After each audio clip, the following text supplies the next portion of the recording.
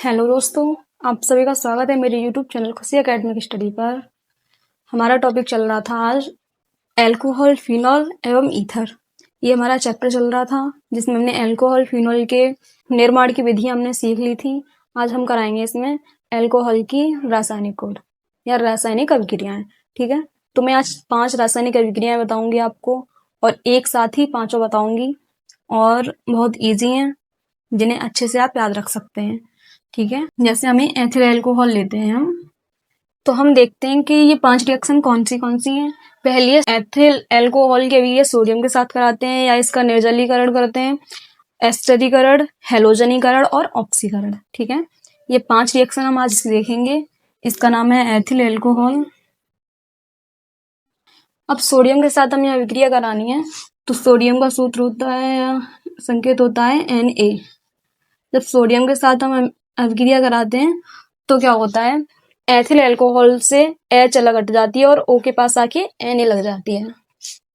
कैसे? C2H5, O यहीं रहेगा, H हटेगी और इधर Na लग जाएगी और इधर जो H है वहां से H2 गैस निकलेगी। अब दूसरी निर्जलीकरण। निर्जलीकरण में हमें क्या कराना होता है, कंसंट्रेट यानी कि सांद्र H2SO4 शांत सल्फ्यूरिक अम्ल से अभिक्रिया कराते हैं निर्जलीकरण में। तो इसमें क्या होता है, एल्कीन बनती है C2H4 और इधर निकलता है जल, ये एल्कीन बन गई।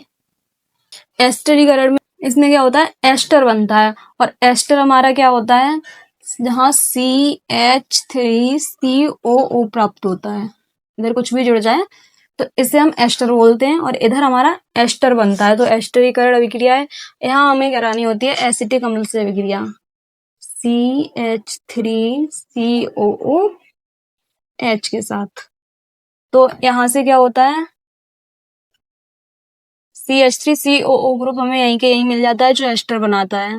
क्या बनेगा, CH3COO और इधर से आके C2H5 लग जाता है, C2H5 ये हमारा बन जाता है एस्टर। इसका रासायनिक नाम अलग होता है। अब हमारी तीसरी आती है हेलोजनीकरण। इसमें हमें अभिक्रिया करानी होती है हाइड्रोक्लोरिक अम्ल से HCl। हेलोजनीकरण में क्या होता है, ये हेलोजन जाके इसमें लगता है तो क्या होगा, C2H5 और Cl, ये Cl है यहाँ लग जाएगा और इधर से H2 बाहर निकल जाएगा। एक H ये वाली और एक ये H, 2 H हो गई और O और Cl, ये दोनों OH हटके और Cl लग जाएंगी, H2O बाहर निकल जाएगा। अब हमें करानी है ऑक्सीकरण अभिक्रिया। ऑक्सीकरण अभिक्रिया में क्या होता है, पहले CHO समूह बनेगा और उसके बाद COOH समूह बनेगा। तो क्या होगा, ऑक्सीजन के साथ हमें करानी है, यहाँ से ऑक्सीकरण कराते हैं तो ऐसे लिखते हैं इसे हम। तो क्या करेंगे, वैसे O2 लिखो या मत लिखो लेकिन ये लिखना बहुत इंपॉर्टेंट है ऑक्सीकरण में।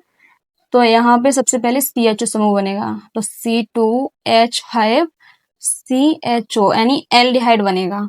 एल्डिहाइड बन गया, उसके बाद इसकी दोबारा से रिएक्शन होगी, एक O यहाँ पे जोड़ दिया हमने, अब एक O है उसको आगे जोड़ देंगे तो यहाँ से हमारा कार्बोक्सिलिक अम्ल बन जाएगा C2H5COOH। ये कार्बोक्सिलिक अम्ल बन गया और ये एल्डिहाइड बन गया। ठीक है,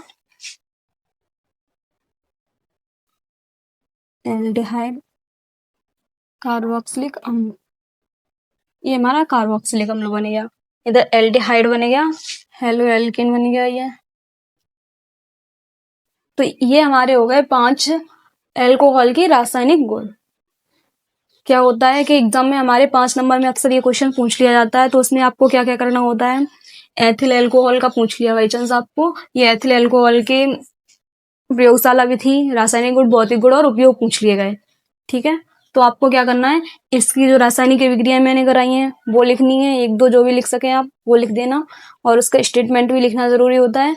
फिर ये हमारी 5, अब रासायनिक गुण में आप लोग 5-6 लिख दो, 4 भी लिख दो, चल जाएंगे, कोई दिक्कत नहीं है। और ऐसे आप माइंड मैप में भी बना सकते हैं, चाहे तो अलग अलग करके। क्या करना है, एथिल अल्कोहल लिखना है प्लस सोडियम लिखना है, और ये रिएक्शन बन जाएगी आपकी।